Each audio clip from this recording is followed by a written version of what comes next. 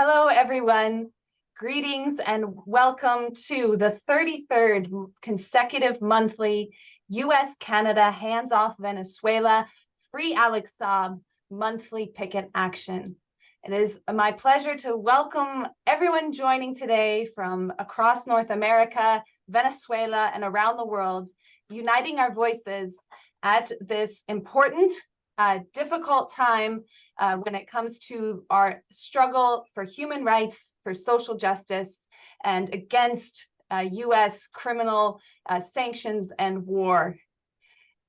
As we are here tonight, I am speaking from Vancouver, Canada, which is the unceded territories of the Squamish, Tsleil-Waututh, and Musqueam Coast Salish nations. The chat is open, and I encourage people to post in the chat where you're joining from here tonight. My name is Alison BODINE. I am the host of tonight's monthly online picket action. I am coordinator of Fire This Time Movement for Social Justice, Venezuela Solidarity Campaign, and also author of the book, Revolution and Counter-Revolution in Venezuela from Battle of Ideas Press. For 33 consecutive months, we have come together to unite our voices under the demands of U.S.-Canada Hands Off Venezuela and Free Alex Saab. This month, in October 2023, just 1 month ago, we are seeing small steps taken by the U.S. Biden administration for a limited easing of some sanctions against Venezuela through the issuing of licenses, mainly related to Venezuela's oil, gas, and gold industries. Important industries and an important step towards ending sanctions and blockade against Venezuela. But many of the cruel and inhuman aspects of the U.S. blockade and sanctions against Venezuela remain firmly in place. And Venezuelan diplomat Alex Saab, who was fighting against these sanctions, remains in jail in Miami. The U.S. government has also announced that the United States Treasury is, quote, prepared to amend or revoke these authorizations, these limited authorizations at any time. So it is critical that we maintain our pressure, continue uniting our voices, and working to make it so that especially people in the United States and Canada, poor, working, and oppressed people know the reality of what's happening in Venezuela and the injustices and cruelty imposed by the United States and their collective punishment against the people of Venezuela through sanctions and blockade, as well as the human rights law and international law injustices against Venezuelan diplomat Alex Saab. Now, so far, you may have been listening to me speaking in English. I will speak in English tonight, as well as a number of our panelists, but a number will also be speaking in Spanish, and we have simultaneous interpretation from Salome and Julieta. So big thank you to Salome and Julieta.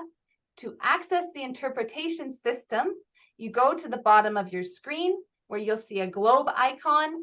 Perhaps if you're on a phone or a tablet, it's under the 3 dots for more. Click the globe icon, activate interpretation, and choose English or Spanish if you'd like to participate that way. It's really my pleasure to join you all here tonight and to work on building a more united and stronger campaign in defense of Venezuela's sovereignty and self-determination. And I'm looking forward to the discussion tonight about Alex Saab, about this limited easing of sanctions, and about an important campaign taking place in Venezuela right now to defend their sovereignty in the Essequibo region, which probably some folks have been reading about in the news. Or if you're joining us from Venezuela, you've been organizing in the streets. So my pleasure again to welcome you all. We'll go ahead and get started with our first speaker, who is joining us from Venezuela, from the Free Alex Saab Movement, and that is ALVARO SUZZARINI, who is here as a journalist in Venezuela and from the Free Alex Saab Movement, which works closely together and is led by Alex Saab's wife and tireless fighter, Camila Fabry-Saab, and has really activated the people of Venezuela in a constant campaign that we in North America can take so much inspiration from for freedom, immediate freedom for Alex Saab. So without further ado, please join me in welcoming ALVARO SUZZARINI.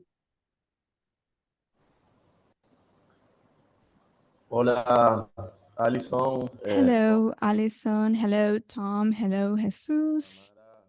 And Tamara and Salome. They are helping us in the translation. And also, hello, everyone here who have taken some time to join us here at this webinar to discuss a topic that is very important, not only for Venezuela, but also for the whole planet. We will go deeper into this and why I'm saying this is important for the whole planet. I wanted to start by giving you some background on what I'm going to tell you about it. I will try to not repeat what you have been discussing before here at this admirable space that is maintained by ALISON month after month, which is vital, because if there's something that applies to just causes and political prisoners, as Alex Saab, is oblivion, something that we have to struggle against for just causes such as Alex Saab's is people forgetting those causes. So Alison's effort is essential, and also it's fundamental to have all your effort as well, all the people who are joining us tonight. So I will be telling you a bit about the demonization campaign on Venezuela and on Alex, the media campaign that has been set up. Without those campaigns, we wouldn't be able to explain the Alex's kidnapping or the sanctions that Alison mentioned. I know there are other speakers tonight, so I will try to be as brief as possible, and there will be tons of things to cover, but I will do my best to explain this very briefly.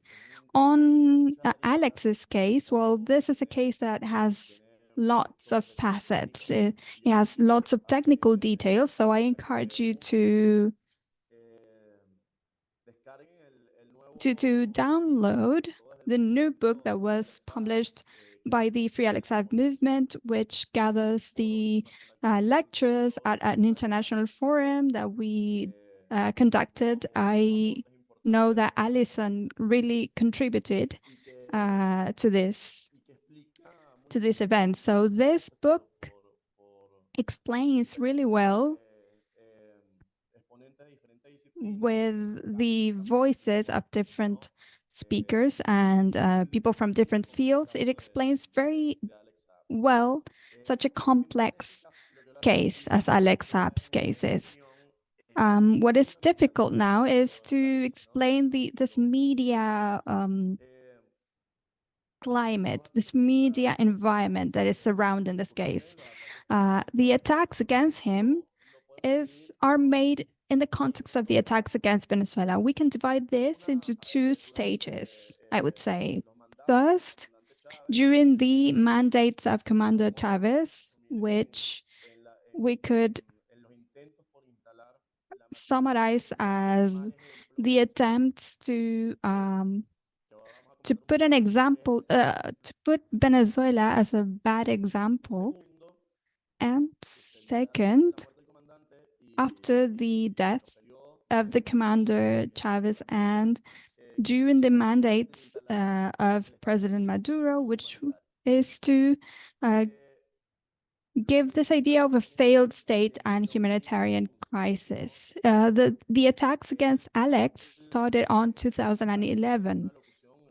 he signed a contract to build social houses here in Venezuela, and this was live streamed, and he started appearing on the radar of the far right Venezuela. This is when we see some pseudo investigations. The Semana magazine, the Herald from Barranquilla as well started attacking him just for the mere fact of having Alex next to Chavez and next to President Santos signing a paper. So this became a campaign topic in Colombia, and we see demonization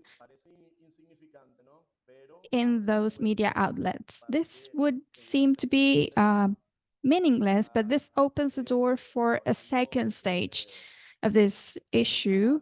Now, when we see this humanitarian crisis being discussed in the media, when Alex Saab starts to play this role that you very well know, which is just getting medicine, food, and supplies to a country that was blockaded for a population that was out of all sorts of supplies. So then we start seeing these sort of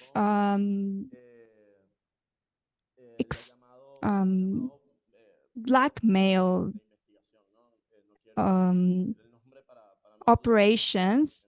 I don't want to name the precise media outlets to avoid giving them free advertising, but they publish public information such as the business or company's records or alleged contracts that are made public. So they use that to build a narrative that they use to blackmail people. So any contractor that works with Venezuela, if they do not give in to these blackmail, they start being attacked, and this is used as the single evidence, pseudo evidence in the case of Alex, to bring the case to trial. So this is a scheme that is very well studied and that has been applied to different Latin American leaders. This is lawfare. And in the Venezuelan context, this becomes or has become even sadistic. It's done on political grounds. It's a way of attacking someone who has used the state to defend people from dying from hunger. So here we see the sort of people who are behind those pseudo-journalistic operations. You must remember, because you also are part of the Solidarity Committee with Venezuela, which is something that we truly, truly thank you for. We thank you for all your efforts. And you must remember the harsh time, the economic crisis here in Venezuela. I want to tell a bit of a personal story here, if I may. I was working in Cúcuta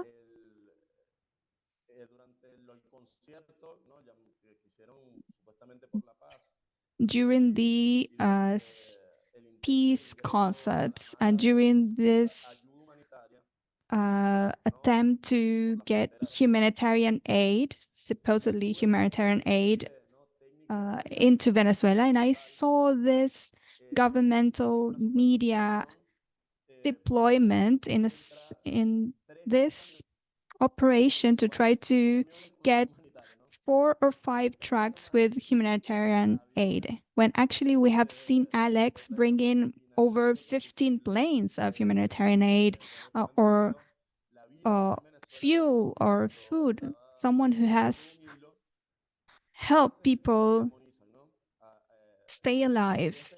This is the man that is being attacked. This is their contribution to Venezuela, to prosecute and to persecute someone who made possible 1,000 times more humanitarian aid than what they wanted to get into Venezuela with these trucks.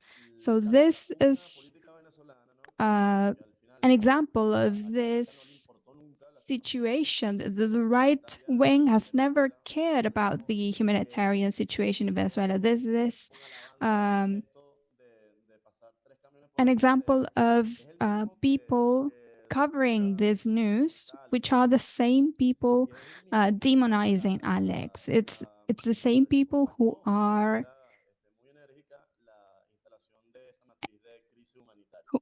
using this situation to tell a story of humanitarian crisis. So why do I say that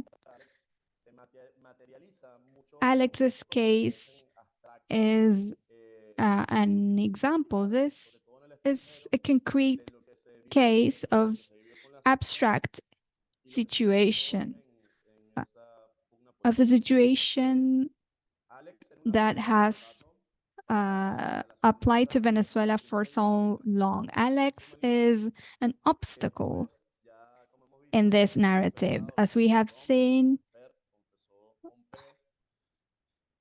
Trump and Pompeo, for example, have confessed that they wanted to have a failed state, that they were trying to cause a humanitarian crisis. So the person that was helping that people was a bit of a stain in the picture that they wanted to show.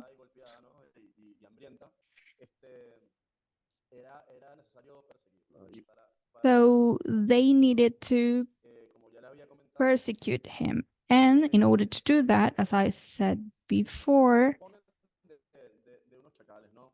they used these sort of jackals. They are media vultures. So this new stage of their attacks was an attack against food for Venezuela. This was the tool that was used by the government to supply food for their population, which are the clap boxes. And we should highlight that Alex was not the only person that was allowing for claps to be delivered, but he was the most renowned person doing this. So in order to criminalize this program, it was necessary for them to criminalize the person that was enabling the program. So they used Miami, Bogota, and Caracas to establish a campaign against clap boxes and against the person that was enabling this program, as I said before. This started in 2016 with Gerardo Reyes, a journalist, who wrote an article, or actually a book that is filled with fake news, a sort of non-authorized biography of Alex Saab. And well, we will see history given him his right place in this story. But out of the first 15 articles that were written on Alex,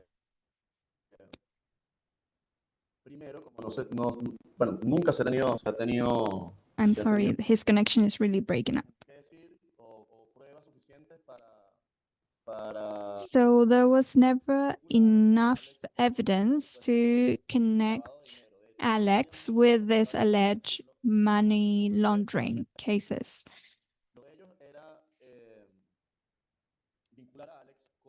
So they wanted to establish a relation between Alex and this overpriced contracts and alleged fraud in the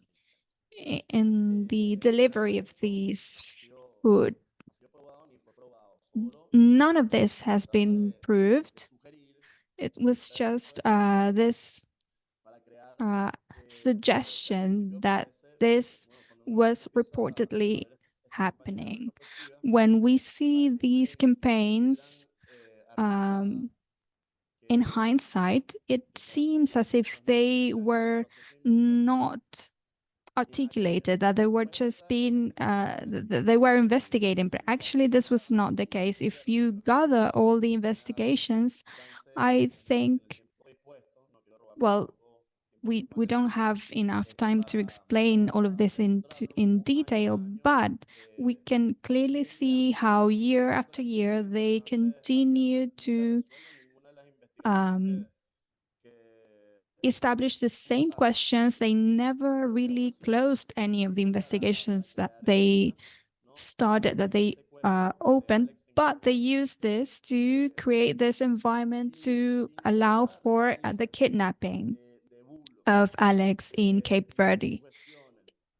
Without all this incomplete and irresponsible journalism, we wouldn't be able to understand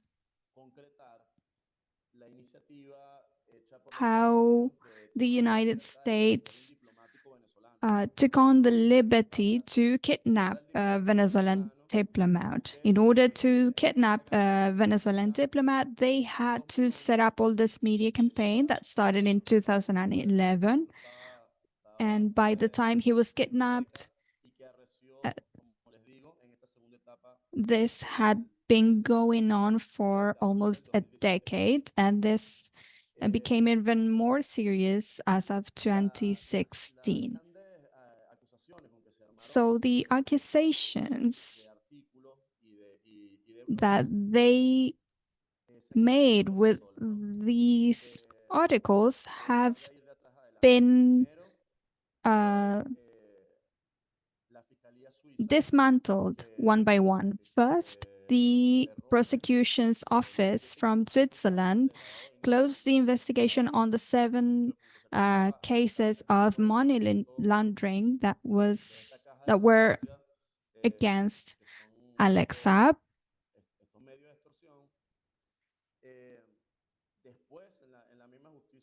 Then the United States Justice dropped 7 of the 8 charges, and they left this conspiracy case, and they have not submitted evidence because, as you can see, this is a political case and not a legal case. And we have the DEA agents case, which is the core case here. So these agents that they tried to connect with Alex Saab, which are the first agents that took Alex Saab with this, they use this same methodology to say, if you do not give in to this extortion, this blackmail, we will move on with what we have, with this coercive system, whether it is the DA or any other sort of police or legal system in the United States, to achieve their purposes.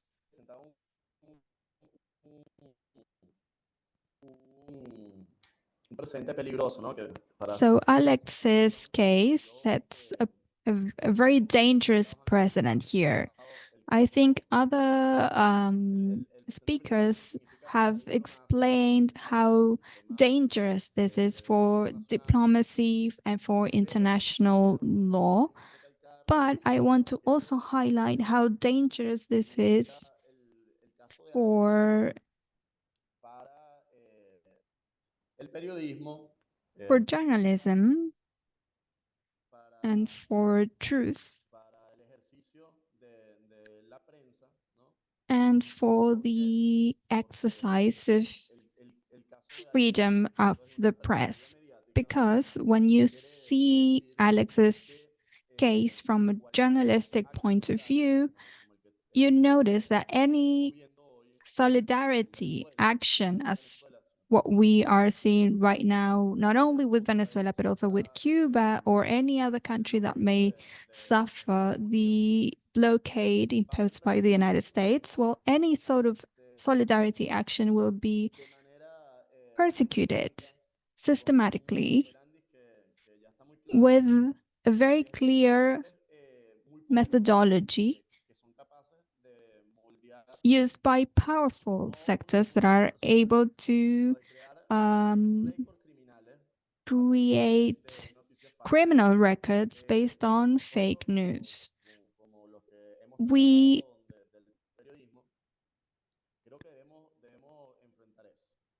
have to face that, and one of the ways to face this is by spreading the news on the case of Alex Saab, because this case also leads to different things. First, we can see the power, the clout of groups that are against emancipation. In Miami, Bogota, and Caracas, we see how they are establishing a system to demonize any person that tries to be in solidarity with Venezuela. And this can apply to anyone. It does not only apply to a diplomat or a business person. It can apply to any person that can produce content or write articles to denounce this, or anyone that can upload videos to YouTube or to TikTok denouncing the reality in Venezuela and the attack that Venezuela is suffering. And secondly,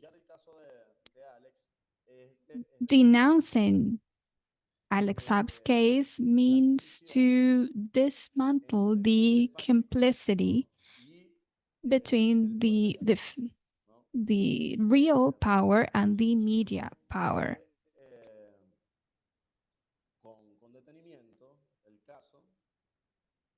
If we look to this case into detail, we can see that serious media are given in to this precast articles or news. So what actually before we saw different outlets that had very responsibly covered different conflicts, for example, during wars in the Middle East or in Africa or Latin America, such as Reuters, for example, when there is no clear victims. In this case, we have the Venezuelan people and Alex Saab. Well, they give in to these lobbying, and they give in to this dirty financing by intelligence groups. And of course, this does not only affect the freedom of people like Alex Saab, but also it affects a way of working and a field of work such as journalism. So I didn't want to take too much time. I hope that these ideas have helped to supplement the work that you have been doing throughout this 33 months. I would like to also participate in a future action to tell you a bit about the campaigns in more detail, but now I only wanted to thank you for your time and your solidarity, and from the Free Alex Saab Movement and Camila Fabri, we stand in solidarity with other important causes. So thank you very much for all your efforts. Thank you. And Alison, I give the floor back to you. Thank you very much to ALVARO SUZZARINI.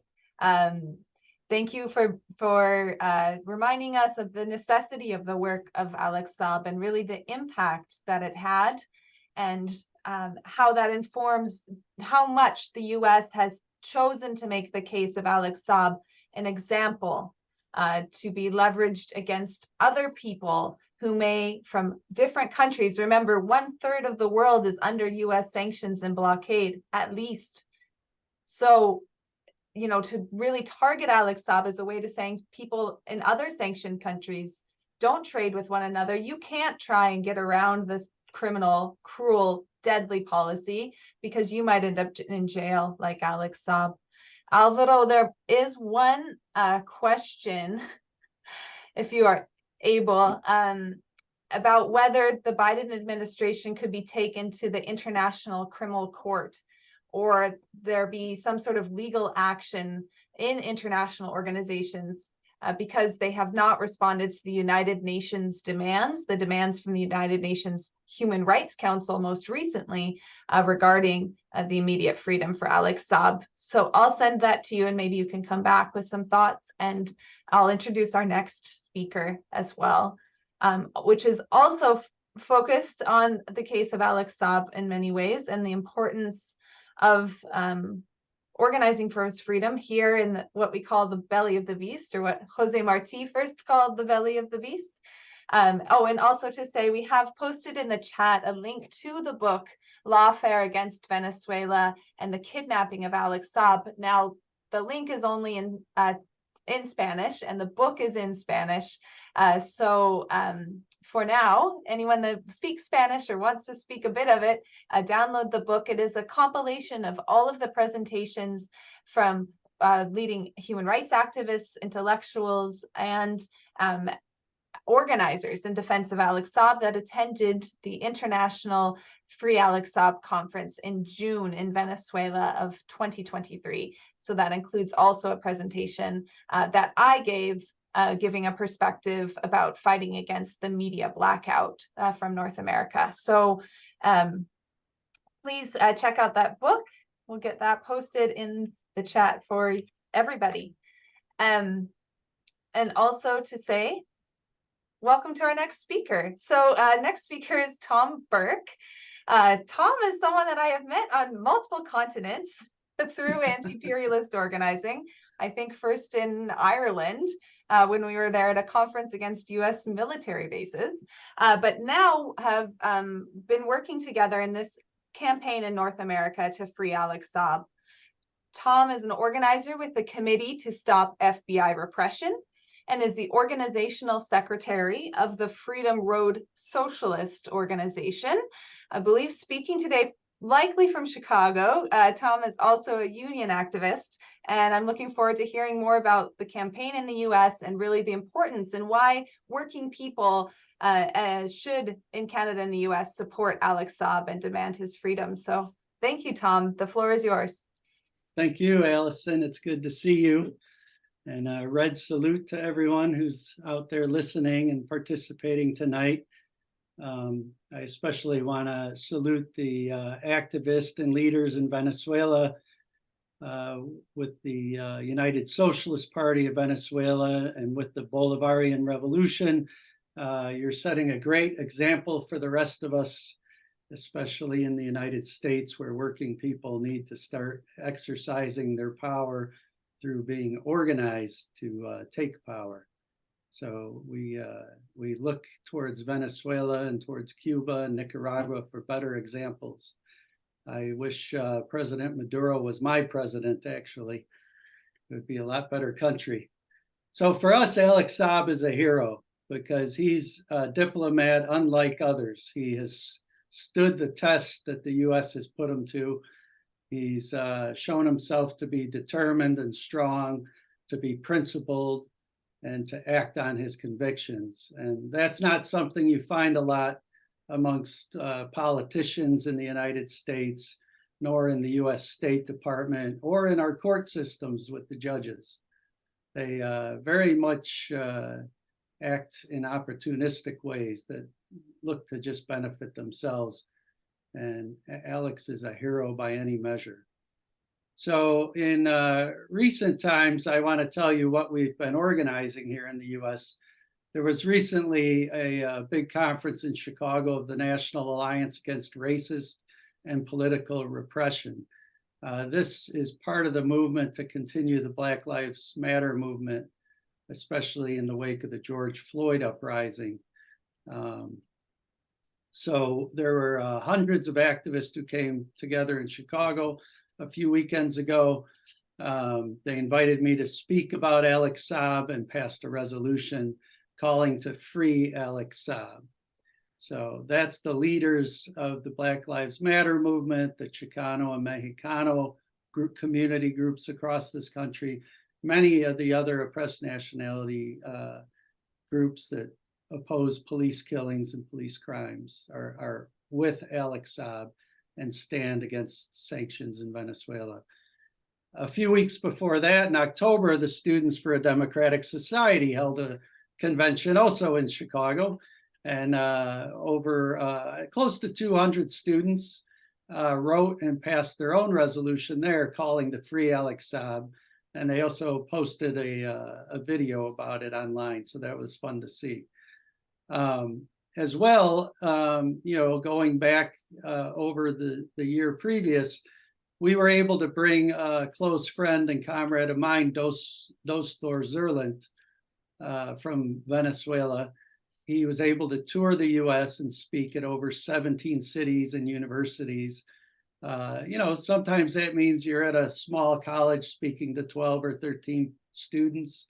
Other times you're in a hall with over 100 people speaking to trade unionists, community organizers, and students. So from Tampa all the way to Seattle at the other end of the country, and from Los Angeles all the way up here to Michigan, where I'm currently at, we had events day after day for about 3 weeks. And then we went to Miami to attend the hearing that Alex Saab was made to appear at. And, they humiliate prisoners in this country. So when they brought him in, he was chained hand and feet together, where you have to do the prisoner duck walk, where you just waddle back and forth. His lawyers asked for him to be unchained while he was sitting at the table, at the defense table. So they did that. And I have to say, we were only 3 or 4 feet away from him. And I thought he looked rather well, looked, very prepared for what he was facing in the courtroom. And, we were so close that we could see his tattoos, And he conducted himself well. His lawyers did a very good job, in my opinion. But we know that you're not going to find justice in a US courtroom. So we weren't expecting much. And the judge delivered exactly what we expected. So you have a situation where the judge and the prosecutors say, we don't recognize the government of President Maduro. We don't recognize the Venezuelan government. And I'm not a lawyer, so you'll have to ask lawyers for the details of the court case. But this stood out to me. So they're claiming to make rulings because they don't recognize the Venezuelan government. But when they start the proceedings and they want to examine, ask questions of witnesses in Venezuela, the first thing they do is get a judge from Venezuela to swear in the witnesses under Venezuelan law of the Venezuelan government.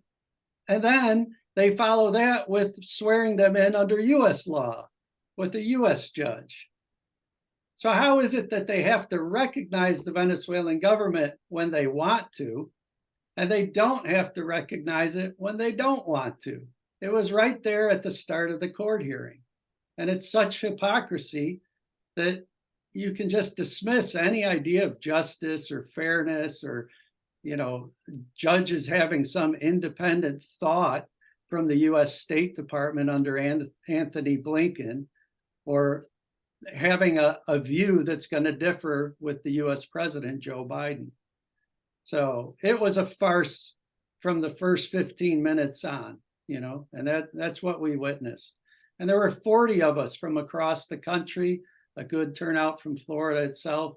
And if they actually try to put him on trial, we will have over 100 people in that courtroom to witness it and to oppose it.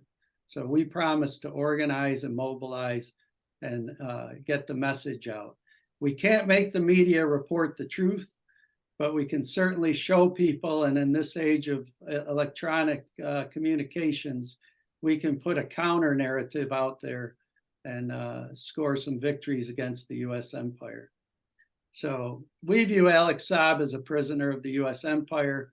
We think that what's been done to Venezuela is just a continuation of a low intensity warfare plan. You know, they're trying to make it a failed state, but they won't succeed because the Bolivarian revolution is too strong. The working people are day by day gaining. You know, we're aware of the increased number of housing units, apartments, 4.1 million that have been built.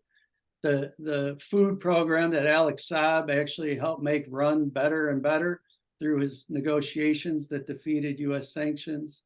The new education programs that see the children of you know, longtime families in Venezuela sending their kids to college for the first time. We see the healthcare programs. We know that President Chavez used to send heating oil to this country to help poor people here. So we're educating people while we're fighting to free Alex Saab in this country. I wanted to say that, you know, you look at the presidents, President Bush tried to overthrow Comandante Chavez, you know. We were there and we were acting in solidarity to try to stop the US coup. And for the first time I'm aware of, a US coup failed, you know. It was a glorious day when Chavez returned to power. Then under President Obama, he decided to declare that Venezuela was a national security threat. And we're still discussing to this day why, you know, and all we can figure is because, like Cuba, Venezuela sets a different example, is taking a different path of development and is meeting human needs instead of corporate greed. So that's what President Obama decided to do. Then under Trump, you had a coup attempt. I was actually there and heard it happening. You had 2 small-scale invasions that were attempted with US mercenaries who belong in prison in Venezuela. They committed crimes. Unlike Alex Saab, who has done nothing wrong, those citizens of the US committed crimes for which they deserve the penalties they face. You had the drone attack against President Maduro. You had attacks on the electric grid that we've toured, Corpo Electric Company. And we know that those arise out of Chicago and Houston and Miami. We can trace where these things are coming from. And then under Biden, you have tactics or a different strategy, but he's trying to maintain the same empire. But the problem for him is the empire is collapsing and he can't return it to what it was. It's impossible. At least Trump recognized that the empire is collapsing. I'll give Trump that. So with Biden now, why is Biden negotiating? Is it because he's a nice guy, Joe? I don't think so. All you have to do is look at Palestine to understand what kind of person Joe Biden is. You know, he's given more and more arms to the Israelis to commit genocide. So it's not because he's a nice guy or because he's a liberal Democrat. It's because Biden has to negotiate. They're in crisis. They need the oil. They want Venezuela's oil. They want Venezuela's gold. They want to exploit the labor and the resources in Venezuela, just like they want to do in the other countries of the world. And so they're forced to go to the table and negotiate with Jorge Rodriguez and President Maduro. And I hope you have good negotiators, because everyone who's ever negotiated a treaty with the United States will tell you the first thing they're going to do is violate it. You know, so they're going to cheat and steal and try to get around it any way they can, and then take you to court and say you're the ones doing it. But Biden has to make deals because he has no other way out of the crisis that they're in. Due to the war that the US is pursuing against Russia in the Ukraine, due to now the Middle East, you know, crisis with the Zionist attempt to commit genocide in Gaza, we're going to see that the US is very eager to get oil from Venezuela and to make more deals. So I say negotiate hard, push them forward, grab everything you can get out of Biden and the White House now, because now is the time. And if you can free Alex Saab, I say more power to you. In our movement in this country, we don't call for negotiations or call for prisoner exchanges, because we have to stand on principle like we see Alex Saab doing. We say that the US should free him, they should free him immediately, and that President Biden is the one who can do it. He could do it tonight if he chose to. So we demand that they stop the kidnapping of Alex Saab, that they end the US sanctions and let Venezuela follow its own path. If you want fair and free elections, you need to go to Cuba, Nicaragua, and Venezuela, because they're certainly not happening in my neighborhood. They're happening in other countries at this point. When the US says to people, oh, the PSUV and Maduro stole the election, no one believes them. No one believes Trump when he says the election was stolen. So you do your elections the way you see fit, because they're better than the other countries in this hemisphere. And we'll uphold it and spread the word that Venezuela is on a better path than our own country. Last thing I want to say is there's a lot of news about DEA, Drug Enforcement Agency agents in the news, because guess what? They're dirty, they cheat, they lie, they steal. Any country that gets the DEA kicked out seems to have the drug war go away.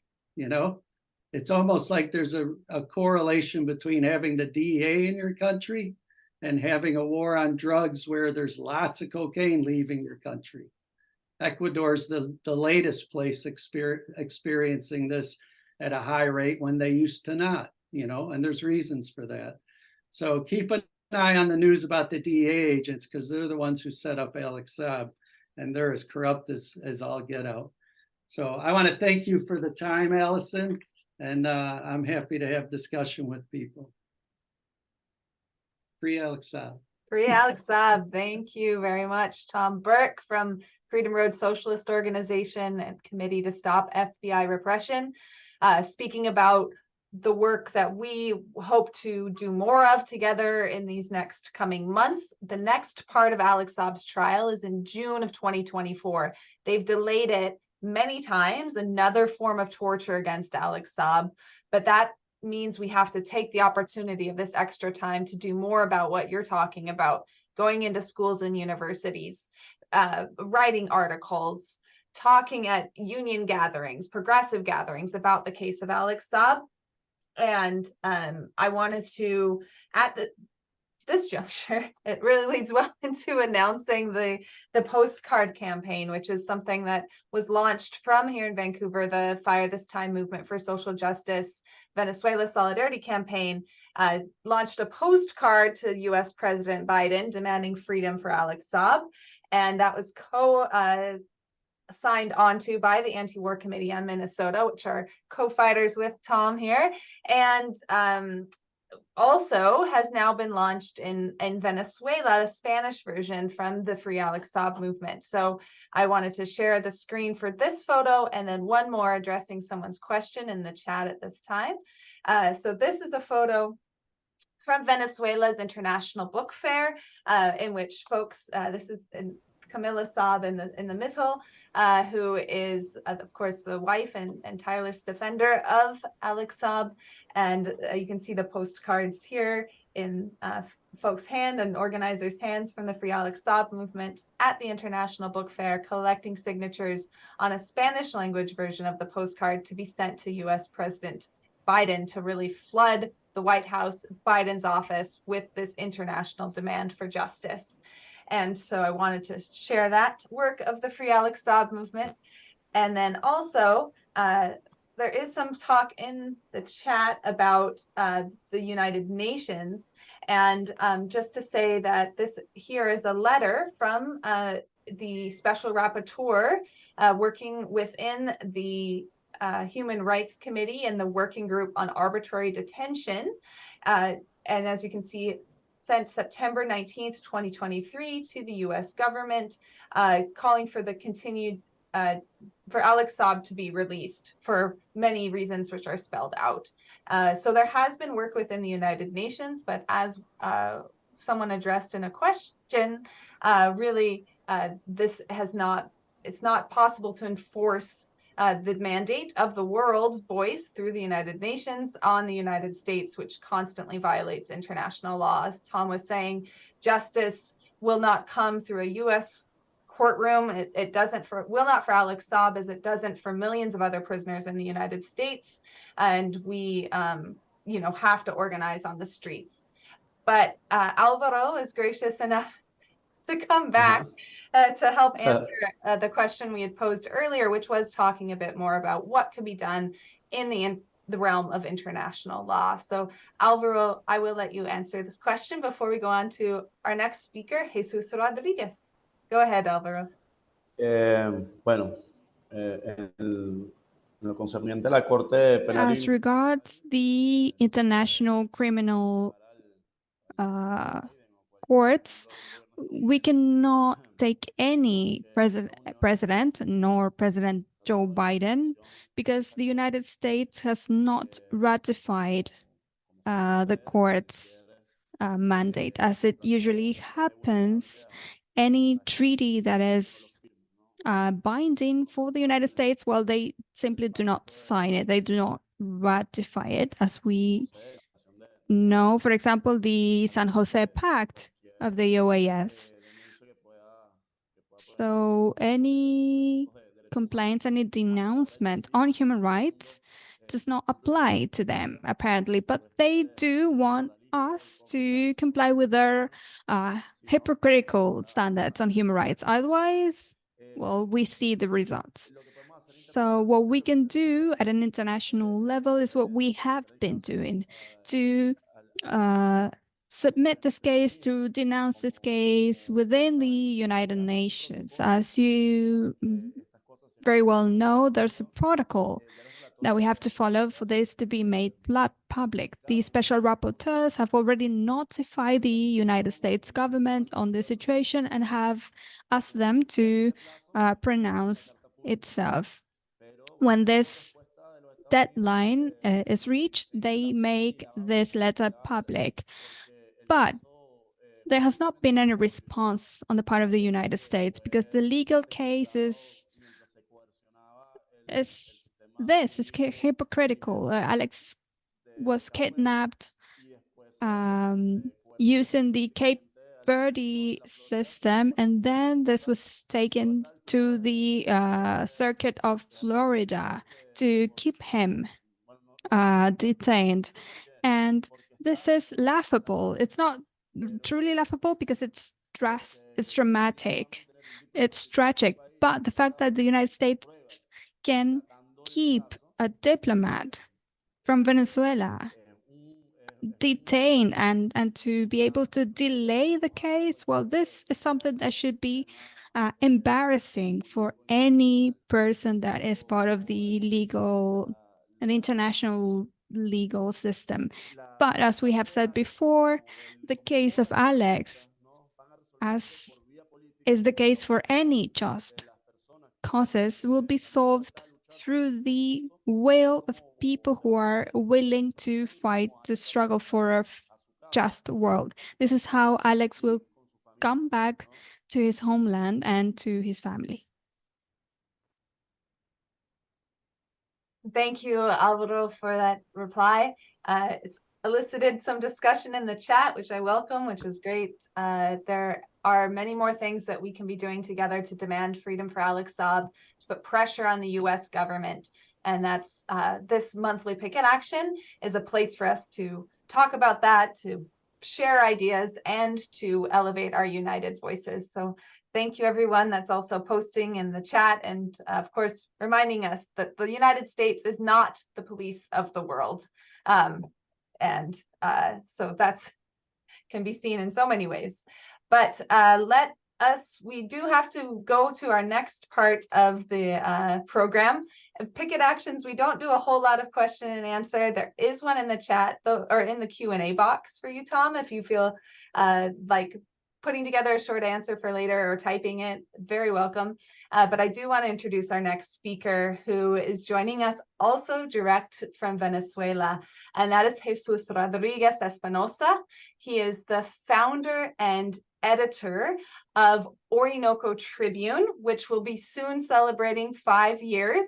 I will announce that event when Jesus closes his remarks, and is also the former Consul General of Venezuela in Chicago in the United States, and has joined us to shed some light and start some discussion about U.S. intervention in Venezuela in the form of what's happening with the Essequibo, ExxonMobil, and I'm looking forward to Jesus's perspective on this important struggle and component of U.S. attacks on Venezuela and Venezuela's assertion of their sovereignty and self-determination. Jesus, welcome. Thank you, Alison. Thank you. And thank you everyone in the panel. Un abrazo para Tommy, para Álvaro. Before, starting talking about Guyana, I believe that it's important to highlight, to remark that Alex Saab is a political prisoner of the U.S. And the fact that he is jailed in a Florida prison is disgusting.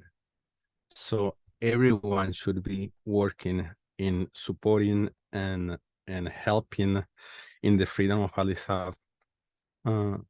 So I believe that's very important to say it, because some people got trapped in that, media defamation, smearing campaign that Álvaro was talking about when he first talked. So without any kind of doubt, I could say that what happened to Alex Saab is illegality.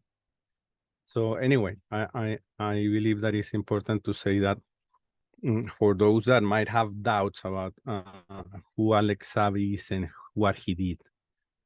So now I'm gonna jump to the issue that you asked me to talk about today, and it's basically about the current circumstances that has been developing in Venezuela around our historical dispute over the Essequibo territory. So I'm going to highlight two important issues for international audiences, because I have noticed, because we interact a lot with people from outside Venezuela, that there's confusion about some issues related to this particular one. So I want to raise the most important, the two most important ones that I have detected. And then I'm going to try to very briefly pass through the historical developments around the Guyana, Venezuela, Essequibo territory dispute. So first of all, in the part that I want to talk about how the misinterpretations that are out there about this issue, I want to highlight that despite what you hear around there, Venezuela is not the aggressor in this, in this circumstances, in this latest development, in this dispute.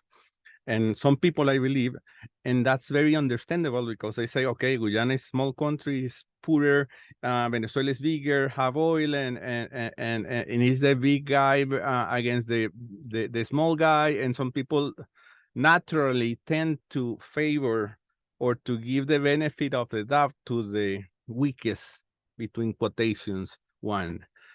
So I want to highlight that this is not the case. Venezuela is not an aggressor state. And to support that, I'm just gonna mention a few facts that people should take into consideration where they are thinking that Venezuela is the aggressor in this issue. One of them is that Guyana has been making military drills with the U.S. Southern Command recurrently, at least for the last decade, especially during the times when the U.S. was trying harder to overthrow President Maduro. Another important element to see when you, in this particular issue, Guyana was part of the Lima Group. Guyana was among those countries that wanted to oust President Maduro with the pushing of the U.S. Thankfully, that group is already extinct, but they were active members of the Lima Group, a group that diplomatically attacked and isolated Venezuela for several years. Another important fact that you have to take into consideration is that Guyana is threatening Venezuela at this very moment to bring the case to the UN Security Council with the help of their partners. You know what their partners are. Guyana is also giving concessions even in waters that are out of the territorial dispute that belongs to Venezuela. So any country, imagine that in your country, you have a neighbor country that is giving oil concessions or gold concessions or diamond concessions or whatever kind of concessions on your territory. So any country has the right to fight against that. So that's what we have been doing. So those are a few elements that I believe that are important to highlight in this particular, distortion that I was talking about. Another one is the referendum. Some people believe that the referendum that we are calling, that we're going to have this Sunday to exercise our sovereignty over that territory, they are saying that the referendum is to somehow green light a military offensive from Venezuela towards Guyana. That's a lie. I mean, that is not happening. That's not going to happen. Actually, President Maduro has been inviting the Guyanese president to sit and talk, to try to find solutions to this problem. It's actually the opposite what Venezuela has been doing. But because of the rejection of the Guyanese authorities towards that proposal, Venezuela has not had other option than calling for a referendum to try to galvanize the Venezuelan society towards our historical rights over that territory. So, I mean, those were two important issues that I believe are important to highlight because there is confusion out there about, this particular dispute. And now I want to jump very briefly towards very important landmarks, historical, points in this particular dispute. First of all, that when Venezuela got its independence, I'm talking about 1810, the borders of Venezuela were attached to the map of the Capitanía General de Venezuela of 1812. I mean, and that has been like that for centuries. And that map have the Essequibo territory belonging to Venezuela. So I believe that is very important to highlight that because Venezuela have the deeds to support its claim. Then, of course, we spent like more than a decade in our independence war, and And after our independence, and especially after the death of Simón Bolívar, Venezuela entered into a very dramatic phase of civil wars that distracted us from the defense of the Essequibo territory. And while we were in those civil wars, the British were taking that territory that belonged to us. So in 1989, after several years of Venezuelan pushing for a resolution to the problem, a ruling in Paris was announced. And we call it the 1899 Paris ruling, which basically was a fabrication made by the US and the UK, basically given the territory of Essequibo to Guyana, to the British during, because Guyana didn't exist then. And that decision was taken by two US representatives that allegedly were defending Venezuelan rights, two UK representatives and one Russian. And they took in 5 days the decision of, take like more than 150,000 square kilometers from Venezuelan territory to the UK. So that's to give you an idea of how bad experience we have had leaving the decision over our territorial rights to third parties. And that explains somehow why Venezuela has been opposing a lot the International Court of Justice participation in the dispute. A few decades after the Paris ruling, a letter or a will by one of the negotiators called Mallet Prévost, one of the negotiators in the Paris ruling of 1899, was unveiled. And in that letter, Mallet Prévost says that everything that happened in Paris in 1899 was fake, that everything was already agreed between the US and the UK to give that territory to the British. So, and he published that letter after his death because he was ashamed of what happened. And because of that letter, Venezuela pushed for decades until in 1966, we reached an agreement with the UK, with Guyana, that already existed but was not yet completely independent, and of course us, and we signed the Geneva Agreement that somehow stipulated the mechanism that was going to be used to solve that problem.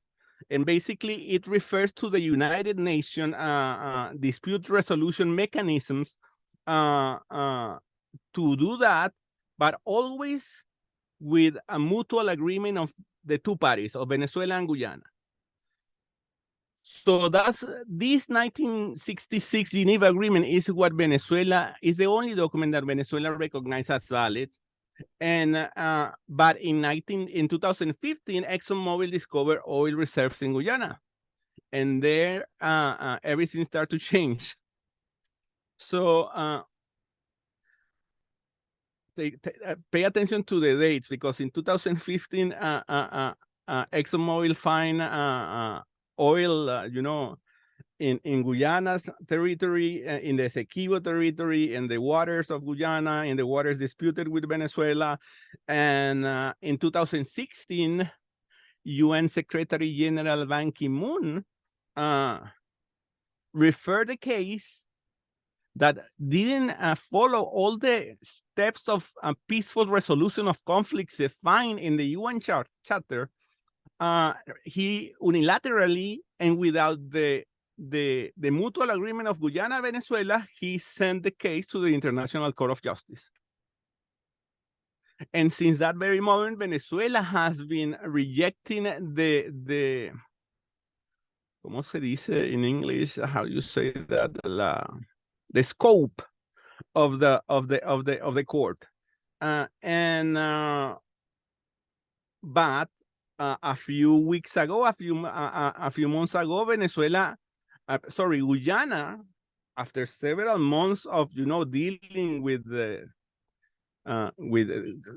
giving concessions and granting concessions, finally granted all concessions to international oil corporations, of course, including ExxonMobil as one of the most important oil corporations that is going to take oil out of the territory that is in dispute. And that's what's take us where we are, which is basically that under everything that I have told you, President Maduro and the Venezuelan National Assembly decided a few weeks ago to call for a referendum, not to ask Venezuela if Guyana, the Essequibo territory, was ours, but to ask Venezuela what to do, Venezuelans, what to do to exercise our right towards that territory. So there are 5 questions in this referendum that we are gonna have this next weekend. And the 5 questions are this one. I'm gonna have to read it to you to avoid any, misunderstanding. The first one says, do you agree to reject by all means under the law the line fraudulently imposed on the Paris Arbitration Award of 1899 that seeks to deprive us of our Essequibo territory? That's the first question. The second question, do you support the 1966 Geneva Agreement as the only valid legal instrument to reach a practical and satisfactory solution for Venezuela and Guyana regarding the controversy over the Essequibo territory? That's the second one. The third one, do you agree with Venezuela's historical position of not recognizing the jurisdiction of the International Court of Justice to resolve the territorial controversy over the Essequibo territory? That's the third one. The fourth one, do you agree to oppose by all means under the law Guyana's claim to unilaterally dispose of territorial waters pending the limitation illegally and in violation of international law? And the last one is, do you agree with the creation of the Essequibo Guayana state and the development of an accelerated plan for the comprehensive care of the current and future population of that territory, including the granting of citizenship and Venezuelan identity cards per the Geneva Agreement and international law, consequently incorporating said state in the map of the Venezuelan territory?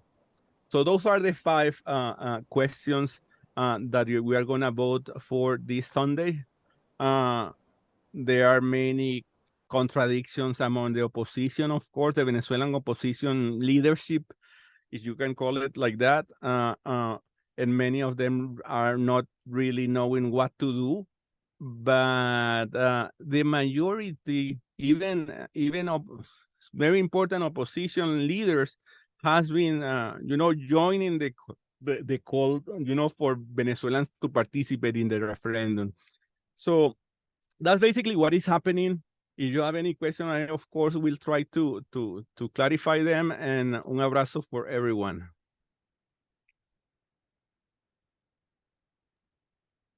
Thank you very much, Jesus, for laying out an important timeline, kind of also the role of the United States, which is what is being omitted by any mainstream media reports about what is happening. Of course, is the U.S. is just presented as this neutral body that's not intervening in what's happening with Guyana and Venezuela. And there's a lot of continued demonization of Venezuela, as you said, that Venezuela is the aggressor, the attacker. So I fear this was going to create a lot of questions, which is good. It did. My fear has come true. We'll do some short ones, though, because I do think this is an important issue. And December, as you said, this weekend is the vote. And then there is also going to be a webinar, which I'll announce later on December 6th, which will further discuss this issue when the Venezuela Solidarity Network is launched. So we'll talk about that later, December 6th. But for now, Jesus, the quick questions involve more why there is a referendum. Why is Venezuela having a referendum? I think is a good question. And then also, what are polls saying about a likely outcome of the referendum? What do we expect to see this weekend? Yes, I mean, I believe that I mentioned that in my opinion, and what you hear from our leadership, the Chavista leadership, is that the referendum is to galvanize public opinion in Venezuela towards next steps for Venezuela to exercise its sovereignty over that territory. I believe that we have to do way more things that we have been doing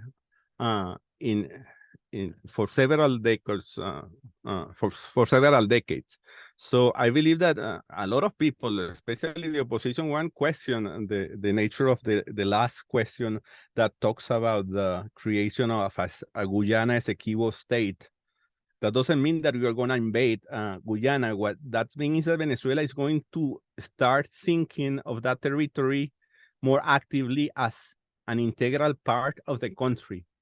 So I believe that any country that wants to exercise sovereignty over any territory have to do that, and we haven't do that until now. I hope that question passes, but that's the one most criticized by the opposition, by the way. But anyway,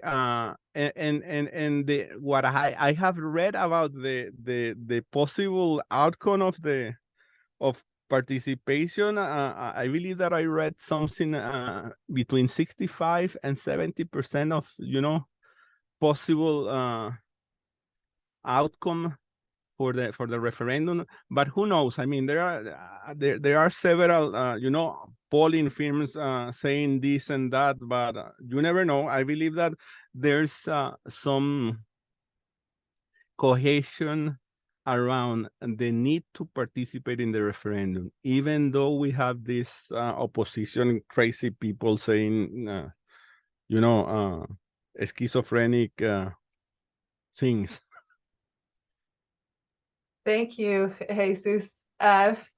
It's also important, which the December 6th Venezuela Solidarity Network webinar will put to more question and help inform our continuing movement here in North America, especially is in the context of upcoming presidential elections in Venezuela, and kind of voting and galvanizing forces, and also exposing the position of the far right opposition.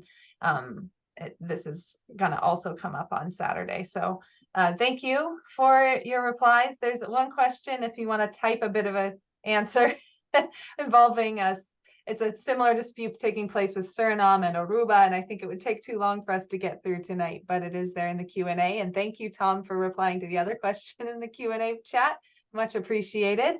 And really, Jesus Rodriguez, thank you so much for joining us today.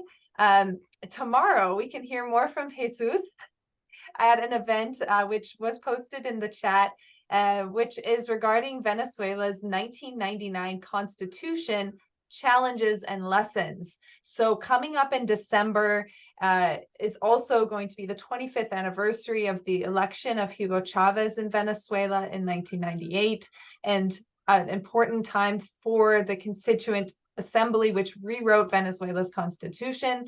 So there's going to be a lot to discuss at different actions, and this is the first of one, where we'll also gather to celebrate the 5th anniversary of the anti-imperialist news website, the Orinoco Tribune, which is an invaluable tool for all of us in North America, especially, or other English-speaking countries, to really help combat this media lies and distortions and silence about what's happening in Venezuela and around the case of Alex Saab. So that is going to be a YouTube live event taking place on tomorrow at 5 p.m. Pacific time, 8 p.m. Eastern time, and is going to be available at the link on the chat. It is organized by the Orinoco Tribune and co-sponsored by Fire This Time Movement for Social Justice, and Jesus is going to be speaking. So I encourage folks to tune in tomorrow, 5 p.m. Pacific time, 8 p.m. Eastern time. The information is now on the screen and then also in the chat. We look forward to talking to you more, Jesus, tomorrow. Thank you for the reminder about the event, Alison. And I believe that is an important event, by the way. I mean, we are not doing it because we want to say that we are experts on, constitutional whatever. We believe that the Bolivarian revolution, the Bolivarian constitution has inspired a lot of people around the world, especially in Latin America, and a lot of people don't have a real sense of what happened to make the Bolivarian constitution become a reality. And for that reason, I believe that it's important to talk about that. That's it. Yes, definitely. Thank you, Jesus. And then we'll just go and turn into a bit of an announcement section before we invite our final panelist, MARICARMEN GUEVARA. So heads up, MARICARMEN, we'll invite you in 3 minutes. As I mentioned, also, the Venezuela Solidarity Network, which is a new organization launching of groups in the United States and Canada coming together to build a more united and stronger movement in solidarity with Venezuela, is going to be having its launching webinar called Venezuela, U.S. Attacks, Media Distortions, and Global Solidarity, on Wednesday, December 6th at 8 p.m. Eastern Time, 5 p.m. Pacific. The link will be in the chat to register for that Zoom meeting, and features 3 excellent speakers. Maria Paez Victor, Venezuelan who lives here in Canada and is going to be speaking as someone from the Louis Riel Bolivarian Circle in Toronto.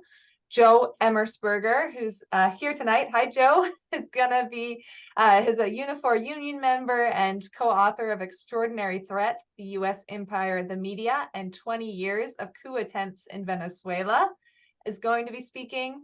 And then also Leonardo Flores, who's an analyst on U.S.-Venezuela relations, and myself, as well as Marlon Nunez from the United States, are going to be co-moderating. Encourage people to register for that event. We'll have more information about the network, about getting involved in this network at the Action December 6th, and also continue this important discussion we started tonight. So lots to continue to get involved in. The link will be in the chat in just 1 second. And encourage people to continue to be involved online and in the streets. So next, I want to invite MARICARMEN GUEVARA to join us to speak a bit about work taking place here in Canada. We haven't talked a lot about Canada tonight, but Canada is side by side the United States in their continuous attacks on Venezuela, imposition of sanctions, and also really a brutal media distortion and manipulation campaign, especially on part of Canada's major media, the CBC, the Canadian Broadcasting Corporation.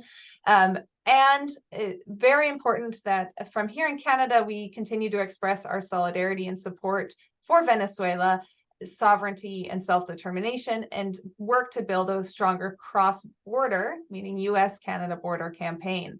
So MARICARMEN, my co-fighter, my amiga, my compañera, has been side by side with us here in Vancouver in all of these struggles. MARICARMEN is a longtime social justice and Latin American solidarity activist, an organizer with ALBA Social Movements in Ottawa, Canada, but also many other organizations and groups. I would say a constant supporter and defender of Venezuela and many other important causes across Latin America, but also around the world.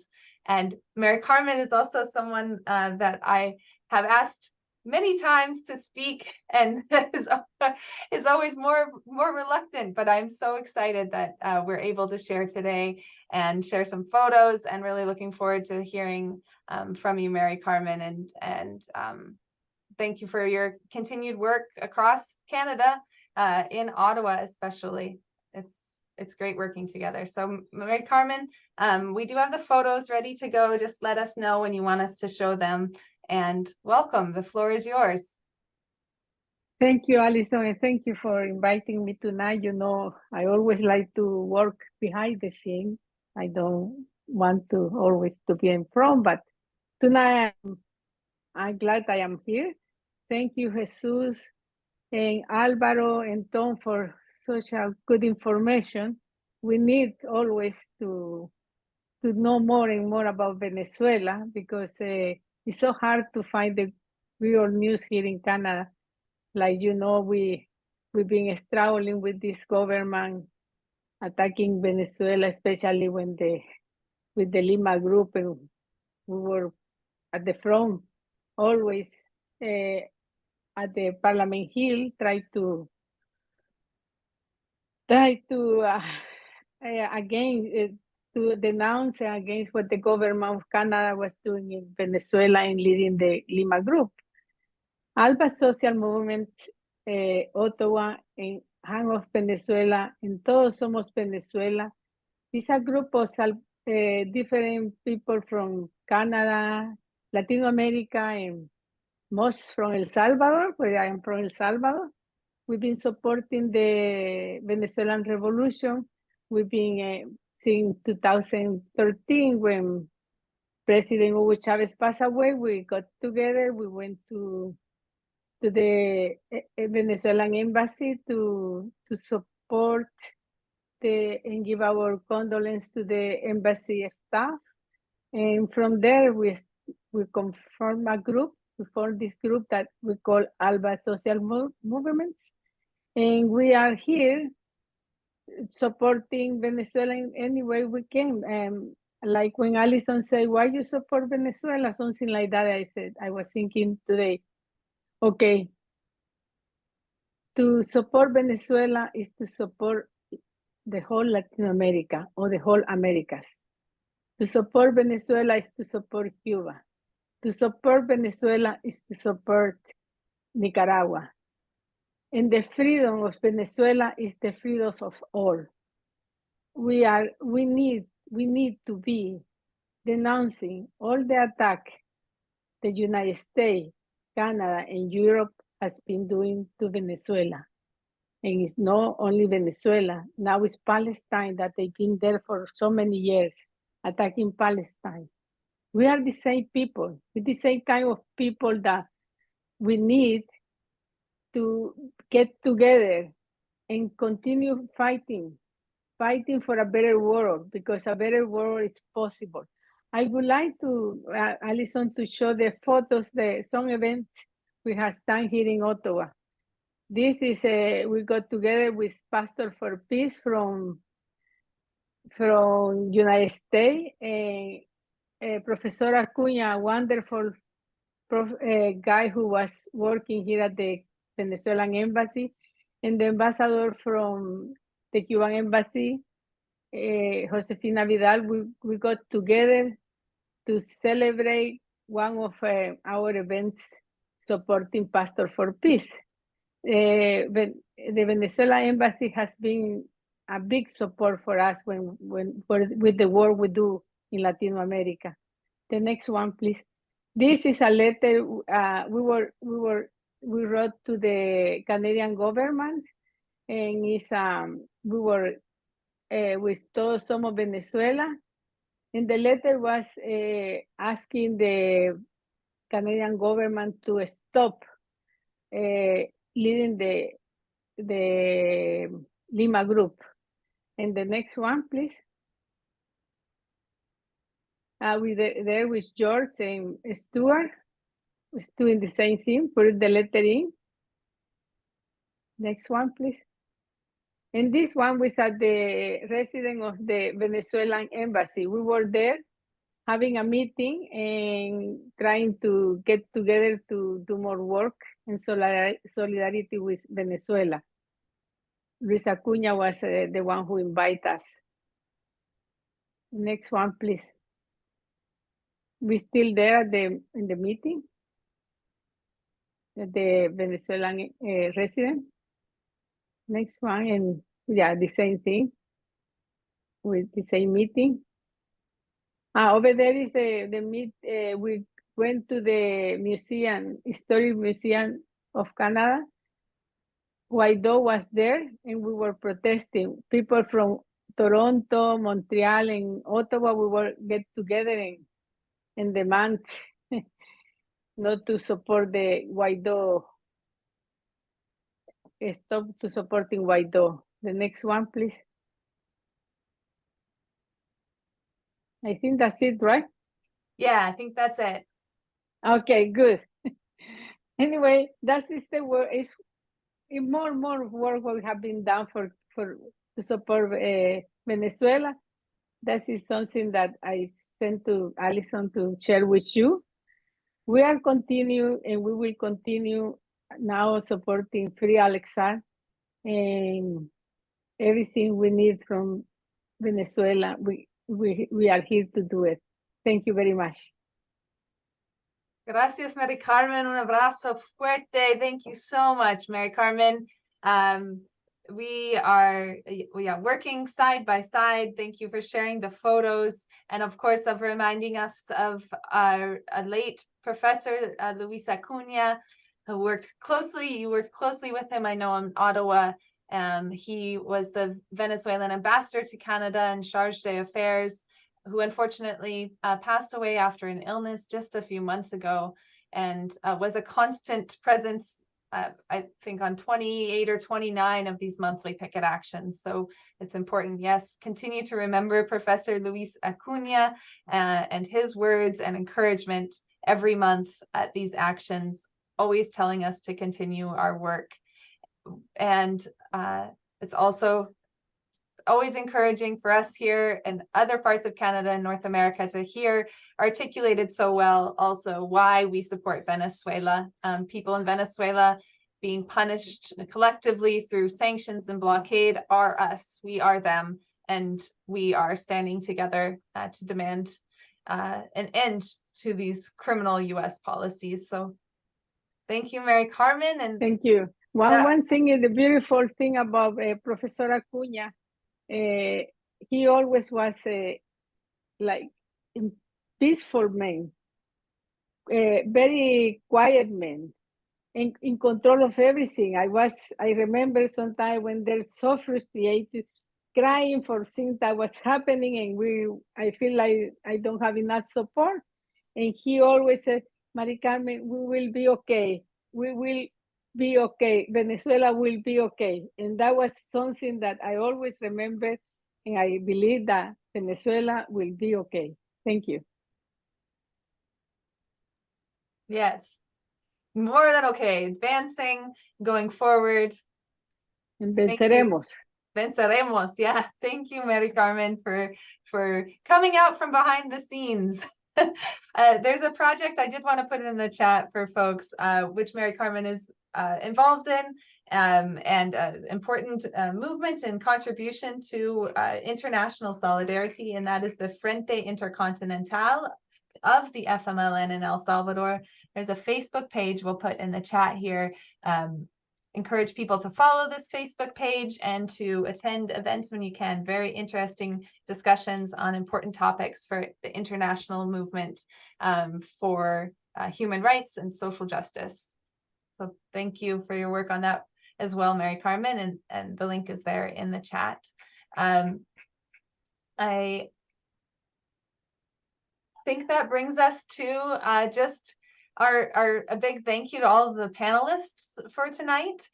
So just a reminder, we had with us tonight ALVARO SUZZARINI from the Free Alex Saab Movement in Venezuela, Tom Burke with the Freedom Road Socialist Organization in the United States, Jesus Rodriguez from Orinoco Tribune in Venezuela, and Mary Carmen Guevara from Ottawa. We have, as folks get together and get ready for a group photo, which is a customary part of these online pickets, we also have just one greeting that is going to be brought here tonight from Mobilization Against War and Occupation, which is Vancouver's anti-war coalition. I want to welcome the coordinator chairperson of Mobilization Against War and Occupation, Janine Solanki, who has some words to share with us tonight. Hi, everyone. Good evening, everyone. And it was great to hear all of the previous speakers and to be all together with you tonight. I'm speaking today on behalf of Mobilization Against War and Occupation, MAWO, in Vancouver, Canada. And I think many people touched on and talked about what we're witnessing today, which I think all of us are paying attention to the Zionist Israeli genocide of Palestinians in Gaza and the intensified killings and raids and arrests in West Bank. But what we are also seeing is many countries around the world showing what side of humanity they're standing on. And I think we understand where the US government is standing and has stood, both with their support for Israel and for their war crimes against countries around the world in their wars and occupations and sanctions, including against Venezuela. And we know, I don't want to say more about the atrocities of the United States and Israel, but I want to take a moment to highlight the solidarity that Venezuela gives to the world and gives to Palestine, and shows what it is to be a country, to be a leadership, to be a revolution that stands for peace and stands for what a better world, for a better world. So I think we've all heard that there's more and more countries in Latin America, especially condemning Israel's attacks and genocide on Gaza, cutting relations like Bolivia has done with Israel, recalling their ambassadors like Colombia and Chile have done. And someone asked me the other day, I've heard all of this, but what about Venezuela? And I was very proud of Venezuela to say that actually Venezuela already had cut off diplomatic relations with Israel back in 2002 during a previous brutal war by Israel against Gaza, against Palestinians in Gaza, and also that Cuba had cut diplomatic relations with Israel since 1973. And I just want to read quickly the statement from the Bolivarian, I believe from Hugo Chavez in 2009, which says, "The Bolivarian Republic of Venezuela, in accordance with its vision of world peace, in solidarity and respect for human rights, has decided to definitively break diplomatic ties with Israel." And it also said that the decision was made due to the cruel persecution of the Palestinian people directed by Israeli authorities. And I think, so many countries around the world, we've seen so many countries, including where I am here in Vancouver and Venezuela, we've seen a huge outpouring of people on the streets in solidarity with Palestine. But in the case of Venezuela, that's with the support and leadership of the Bolivarian Revolution. So when we talk about forces of oppression and terrorism and destruction in the world, we know where the US and Israel stands. We know that they are leading those forces of oppression, but we know that the forces for peace, the side of humanity and the side of the people, is the side that Venezuela is on, and that's why we need to keep supporting Venezuela, why we need Venezuela in this world, and to keep defending Venezuela against US imperialism and US sanctions and demanding freedom for Alex Saab. So I'm glad to be with you all tonight. Hands off Venezuela and free Alex Saab. Free Alex Saab. Janine Solanki, yes, free Alex Saab, hands off Venezuela. So now we'll go into our group photo. So the group photo, and you'll get an invitation on your screen, on your computer, that will say you're invited to rejoin as a panelist. If you say yes, then you will be able then to turn on your microphone and also turn on your camera so we can take a group photo and chant together. And the inspiration of this, of course, is as if we were all gathered in front of the White House, in front of, the Parliament here in Canada, and we're demanding our demands of hands off Venezuela and freedom for Alex Saab together. So it's really great to see some signs and t-shirts, but of course, even if you don't have one, no worries. You should be getting the invitation, but if you don't get it and you'd like one, then please also raise your hand or post it in the chat, and we will find you in the messages. I really appreciate everyone for joining us here tonight. It is very good to see you all, to hear your experiences and your perspectives. Now is an important time when we can be talking about Venezuela more with, as Janine was saying, people mobilized on the streets for an important cause of social justice and humanity. And we also need to be talking about Venezuela and the continued unjust imprisonment of Alex Saab. I think some folks are still waiting on an invitation. Oh, thanks for raising your hand. That helps us highlight. If anyone, again, did not get an invitation and would like one, please raise your hand. I will say also a big thank you. We're going to turn off interpretation in a moment so that we can all speak in whatever language we want.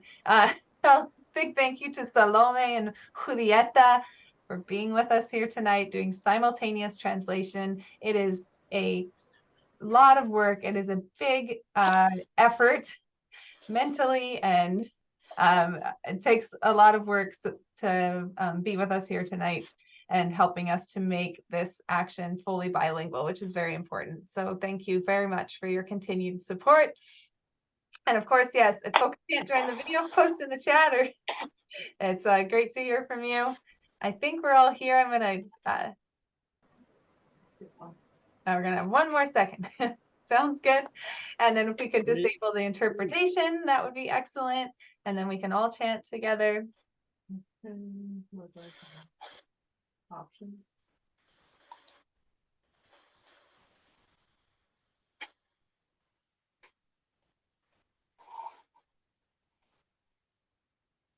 All right. Still got one person. It's good to see you. Oh, creative Jesus, nice work. Excellent. Great. Oh, and the book of Alex Saab's letters, important book. Thank you, Alvaro. Here we are. All right, here we are all together. Let's chant.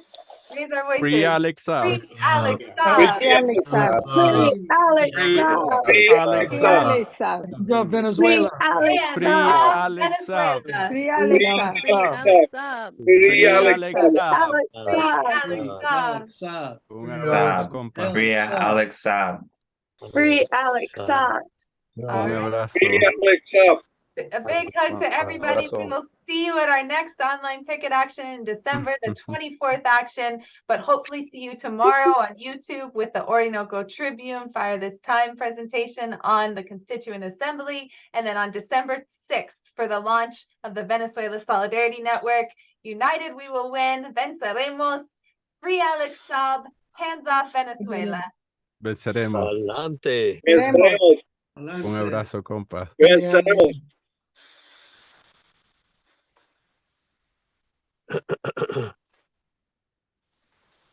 Free Alex.